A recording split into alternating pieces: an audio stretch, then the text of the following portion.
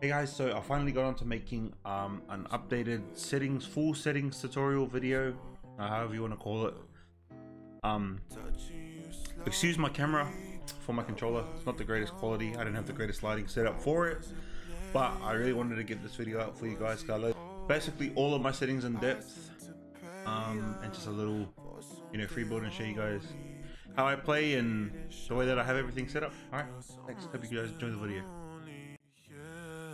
At first, I was hesitant, like a skeleton. You 20, but intelligent. Now all the mother bitches so relevant. Oh yeah, 10 lines and some memories. Ooh. Guess someone got the best of me. Ooh. Chef B with the recipe. Yeah, with you is a better me. So basically, getting straight into my binds, I hold my controller like this. I play with my index on L1 and my middle finger on L2. I use my index to jump, and then I use touchpad to edit, and then I use L3 as switch mode, which is my left analog stick. So pulling out my pen and paper, L3, touchpad to edit, and then I have two pedals on the back on my right side. This is the pedal that I use right here. This is the pedal that I use right here. And that is binded to my switch weapon, my pyramid, and then also my confirm edit. So whenever I confirm, I hit right pedal and confirm my edits. So basically, those are my binds. I'll try and hit a little free build for you guys.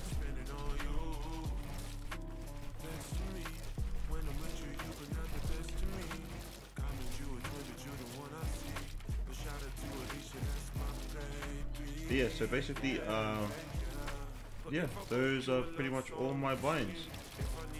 If you guys want, I can make like a full video going into complete depth onto how I came up with these binds.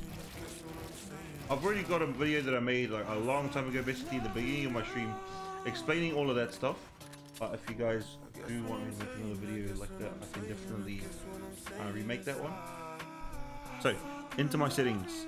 2.7 build, 2.6 edit. I use advanced options. Obviously you have to use this if you're wanting to play on linear or expo, I think, or just having more options to your settings. I play with 4242. I've been using this for a long time, pretty much a sweet spot for me. Yeah, I definitely recommend sensitivity, like hitting your shots over. I recommend being able to hit shots over building and editing, because if you triple edit into somebody and hit them for 30 and they edit a window and pump you for 180, it's better to do and be able to hit your shot. So this is why I play on low sense. I'm a low sense player myself. 20 boost ramp time, never changed this. All of the rest of the stuff is pretty much default. I've never touched any of that. I use 1010 ADS, no boosts. This is default, never touched it. Never touched this either. I think it was set to default as I switch, and I just left it as that. Linear, obviously we're playing linear since it came out. Aim assist 100%, of course. And then I use my dead zone. So a little tip for you guys for dead zones. For controller, I have this on. Honestly, I don't actually know what this does, but I watched the video from Flea and I think he said to turn it on, so I turned it on. Anyways, talking about dead zones. So basically what you want to do is, for anyone trying to figure out what dead zone they should use, what you do is you put it on 5.5 and then you go into creative. And if your player starts walking, see how my girl's doing a little shutter step. If your player starts walking or moving by herself, then go up 1. So then you just move it up 1. So because she's walking a little bit like that, I don't even think I applied it, did I? I did. So to stop her from, I don't know, even before you go out, you can kind of see it. A little bit. I'm basically just tapping on top of it, and it's moving like that. I'm not even moving the stick, it's just tapping. Basically what you want to do is you just want to have it, you want to go up 1 by 1. You want to play the lowest dead zone that you can. So even now, basically you can see my girl, she's starting to walk. I'm not even touching my analog stick at the moment, so I'm just going to go back in there, raise it up by 1, all the way until you get to a point where she stops moving. So the point for me is 9 and 8. That's where I'm at right now. Even now she's still moving a little bit, so I should probably go 9. But basically that's how you want to figure out your dead zone. If you go 5.5, and even if you say you get to 10.10 whatever, and she gets to a point where she's still moving and still walking, just keep raising your dead zone. That's basically how you find out what dead zone that you should use because it kind of just comes down to how much you've used your controller and like how broken in it is. If you've had it fresh, you should be able to play 5.5. If you've had your controller for a little while, like I have myself, then you have to raise your dead zones a little bit. Obviously from the hand cam you can see I have a PS4 scuff, but I'm playing the generic controller layout. So if I switch it to PS4 and I go in, if you can see all my buttons, they're all, you know, normal PS4 buttons.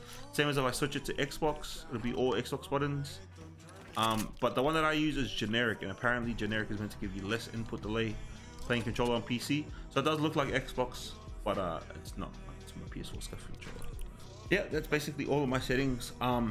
If you guys have a specific video that you maybe want me to make, or you want my insight on, you know, just let me know. Write it down in the comments, send it to me in a message, whatever. If there's something that you guys are struggling with, or something that you maybe want broken down in terms of doing, you know, with the game, just let me know. You know, let me know in a comment down below, and I'll be able to look at what you guys want, or what you guys maybe want to learn about, and I'll try my best to make a video about that. Anyways, hope you guys have a good day, and I'll see you guys later. Peace. Fuck you.